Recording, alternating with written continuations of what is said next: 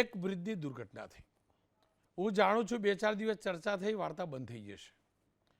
પણ ભૂપેન્દ્રભાઈ, આપ સુધી આપ તો એન્જિનિયર છો, કન્સ્ટ્રક્શનને સારી રીતે જાણો છો, નિર્માણ કાર્યને સારી રીતે જાણો છો, એટલે ફાઇલો આ લઈને આવતા હશે તો હું પાક્કી મને ખાતરી છે તમારા ધ્યાનમાં આવતું હશે.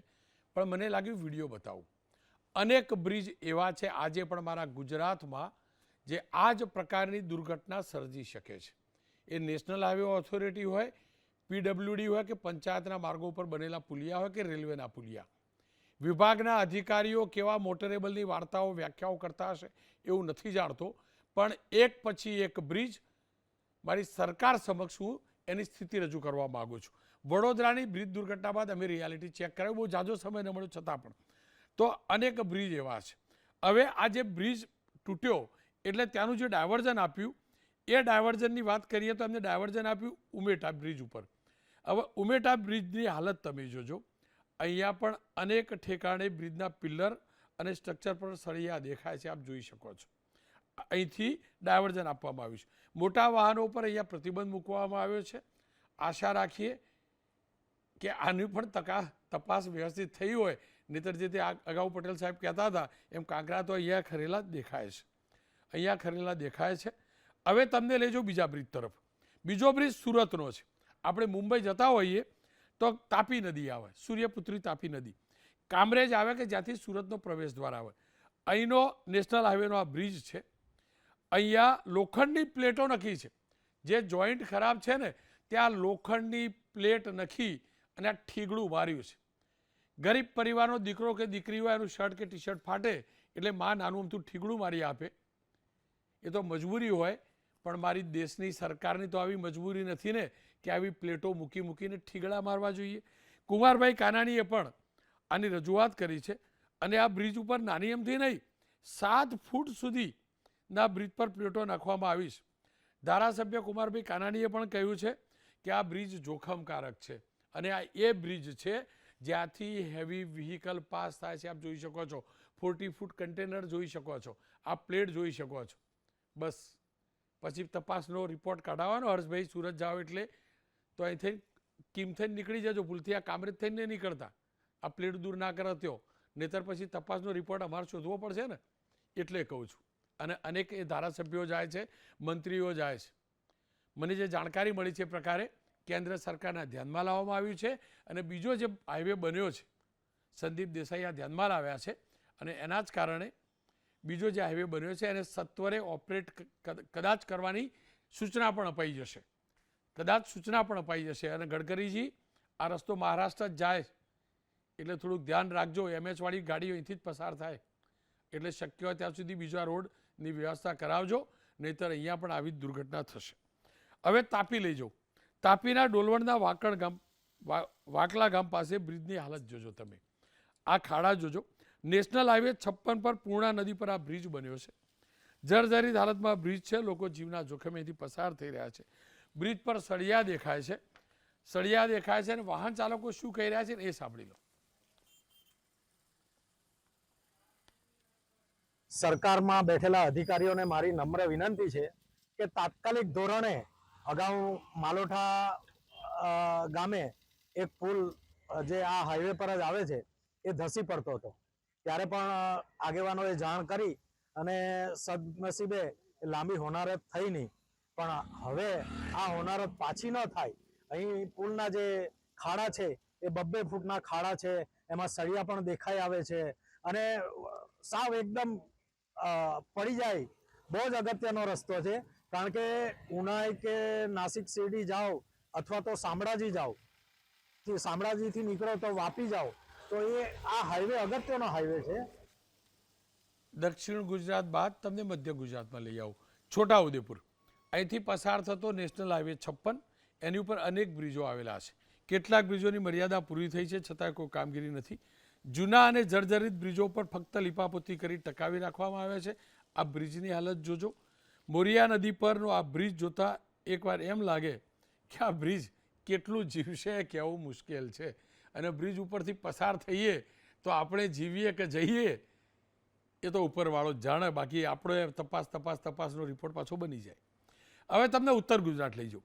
ઉત્તર ગુજરાત એટલે આપણા નીતિનભાઈ પટેલ સાહેબ સરકારના મંત્રી, પૂર્વ પીડબ્લ્યુડી મંત્રી પણ ખરા, એટલે પૂર્વ મંત્રી અને પૂર્વ નાયબ મુખ્યમંત્રી પણ.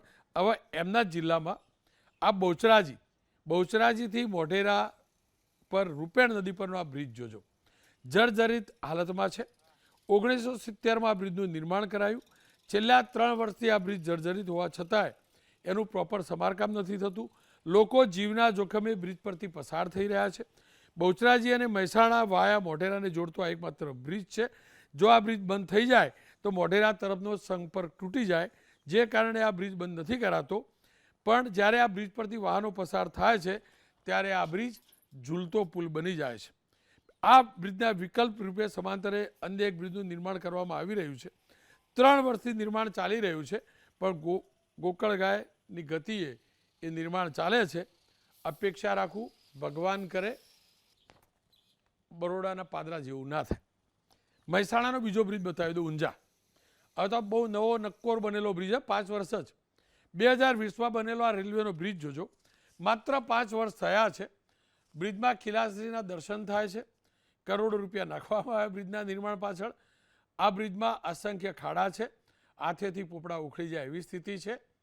અને પેલો ડામરવાળી વાર્તા અને વરસાદ પાણીના બધી વાર્તા, પાણી ભરાય બ્રિજ ઉપર તો પાણી ના ભરાય ને, તો આવા ખાડા પડે. એ જે મોટી મોટી એન્જિનિયરિંગની ડંફાસો મારતા હોય અધિકારીઓ, એ જોઈ લો આ બ્રિજની હાલત. આ હાલત જોઈ લો બ્રિજની. હારૂણ નાગોરીનો અહેવાલ છે, એ પણ અહીંયા ગયા હતા ને એમને આ રિપોર્ટ ફાઇલ કર્યો છે. ભરૂચ લઈ જાઉં તમને હવે. ભરૂચના ઢાઢર બ્રિજ પર, ભરૂચના આમોદથી જંબુસરને જોડતો ઢાઢર નદી પરનો બ્રિજ જર્જરિત હાલતમાં છે. પ્રશાસનને અનેકવાર રજૂઆત કરવામાં આવી છે બ્રિજનું સમારકામ કરવા માટે. લોકો જીવના જોખમે બ્રિજ પરથી પસાર થઈ રહ્યા છે. આપ આ જોઈ શકો છો. હવે તમને લઈ આવું આપણા ગુજરાતના કેપિટલ ગાંધીનગર જિલ્લાની અંદર. ગાંધીનગર દહેગામ વચ્ચેનો બ્રિજ જોજો, જર્જરિત હાલતમાં છે. અનેક વાહનો પસાર થઈ રહ્યા છે. બીજો બ્રિજ રાયપુર નજીક નર્મદા કેનાલ પરનો છે, લાંબા સમયથી જર્જરિત છે. ત્યાં તો બોર્ડ પણ માર્યું છે, ત્યાં બોર્ડ માર્યું છે કલેક્ટરે, ગાંધીનગર કલેક્ટરે, કે ભારે વાહનો પર અહીંયા પ્રતિબંધ મુકાય છે. જોઈ શકો છો, આ જોઈ શકો છો. પણ ભારે વાહનને રોકવા વાળું કોઈ છે નહીં. હિરેન રાજગુરુનો અહેવાલ જોઈ લો.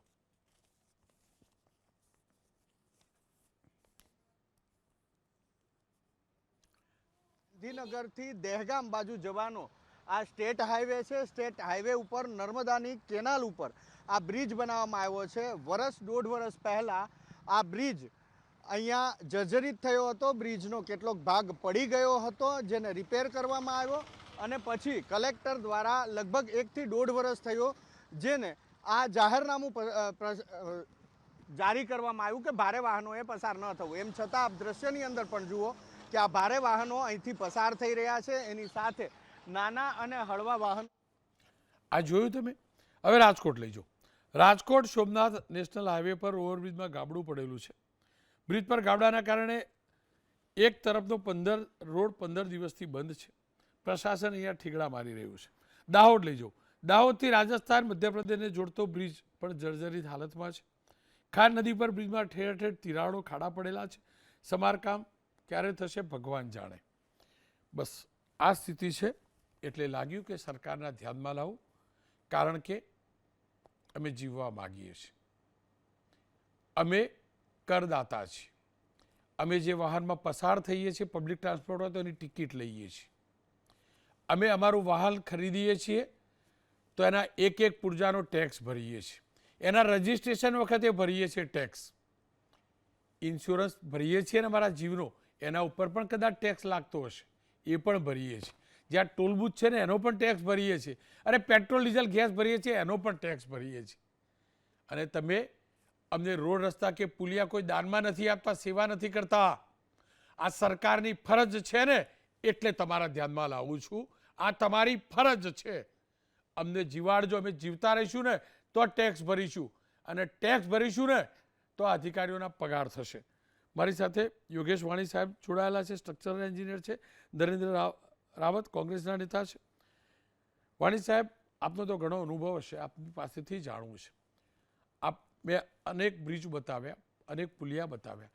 કેટલું જરૂરી છે આ તમામ પુલનું રેગ્યુલર મેન્ટેનન્સ થાય, અને જે ભયજનક છે એને સત્વરે બંધ કરી અને બંધ કરતા પહેલા પેરેલલ બીજા બ્રિજ બનાવવું.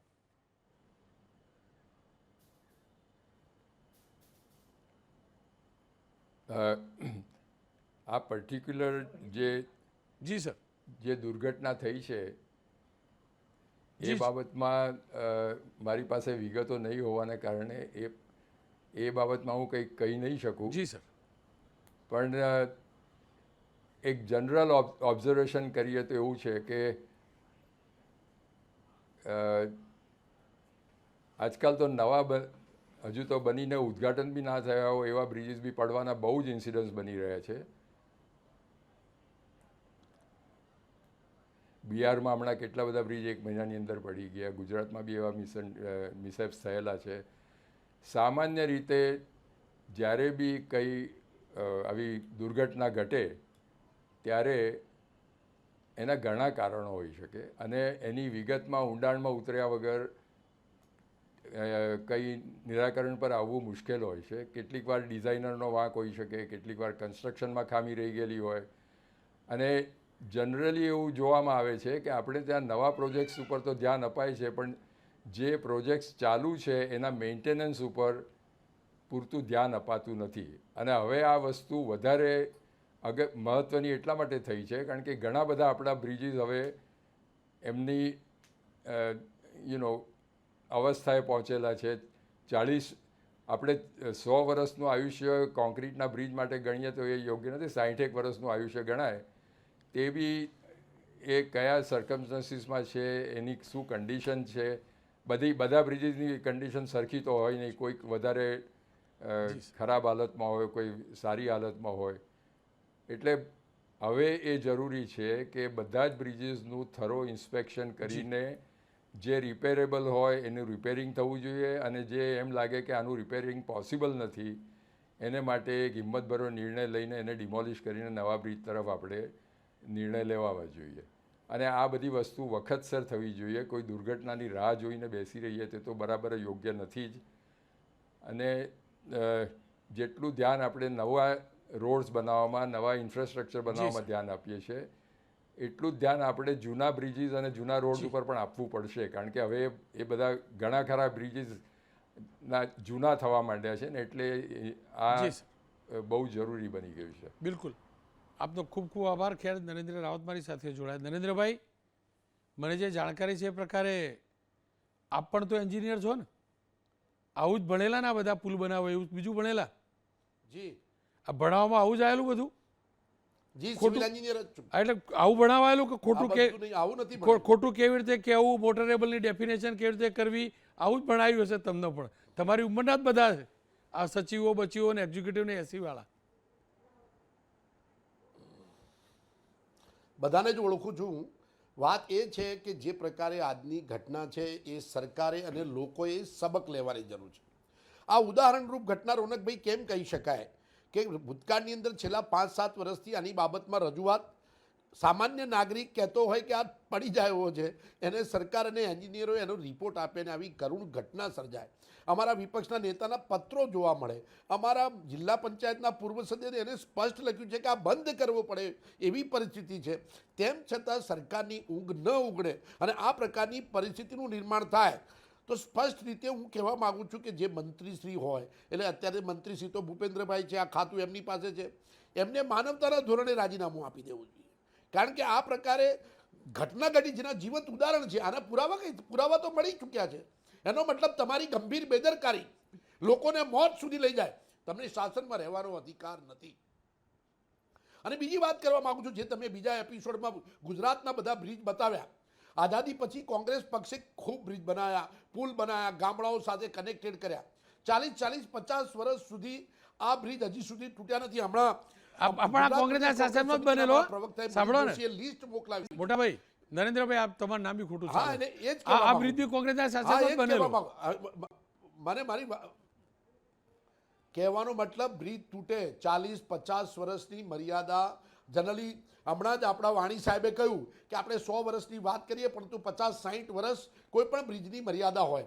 હવે જે ટાઈમે જે 1981ની અંદર આ જે બ્રિજ ડિઝાઇન થયો હશે, અત્યારે 40 વર્ષ એની આવતા પૂરી થઈ ગઈ. અત્યારે ટ્રાફિકનો ઘસારો કે જે પ્રકારે પર્યાવરણને બધી મુશ્કેલી, પૂર, આના કારણે બ્રિજ વીક થઈ ગયો. હવે બ્રિજ બગડી જ ચૂક્યો છે. મર્સિડીઝ ગાડી 5 કરોડની લાવીએ, એનું ટાયર ફાટી જાય તો રિપેર તો કરવું પડે, કાં તો એને પછી નથી ચાલી શકે એમ, એન્જિન બેસી ગયું છે, એનો મતલબ કે 5 કરોડની ગાડી હતી એને ચલાવવી જ પડે. આ વાત ખોટી છે.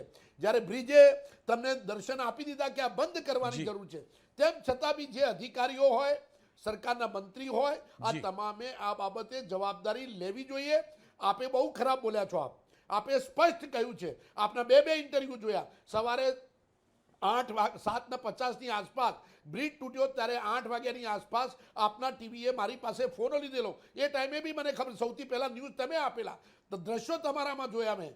વાત હકીકત છે કે સવારથી અમે આ ગંભીર બાબતની અંદર સરકાર સમક્ષ કોંગ્રેસ પક્ષ દ્વારા કરાયેલી તમામ રજૂઆત, અમારા વિપક્ષના નેતા હોય, અમારા પૂર્વ ધારાસભ્ય જસપાલસિંહ હોય, નાગરિક તરીકે લખનસિંહ હોય, હર્ષદભાઈ હોય, અને અમે પોતે બી છીએ.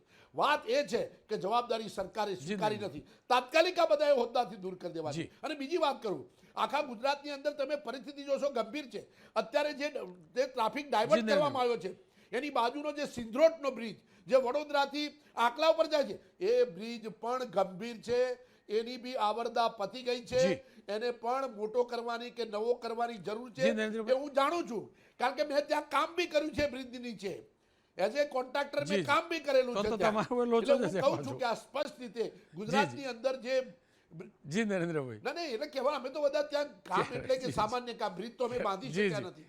પરંતુ વાત એ છે કે ગુજરાતમાં આંતરિયાળમાં એટલા બધા પુલો છે, સરકાર પાસે પૈસા નથી. સરકાર બુલેટ ટ્રેનના પૈસા ખર્ચે છે. ગુજરાત રાજ્યમાં હજારો પુલ હશે, ઘણા સંખ્યાબંધ બ્રિજ હશે. નહીતર તો કોંગ્રેસ સરકારે ડેમો બાંધ્યા છે. ડેમની ઉંમર પતવા આવી. નહેરુજીએ ભાખરા નરેન્દ્રભાઈ સમયનો અભાવ છે.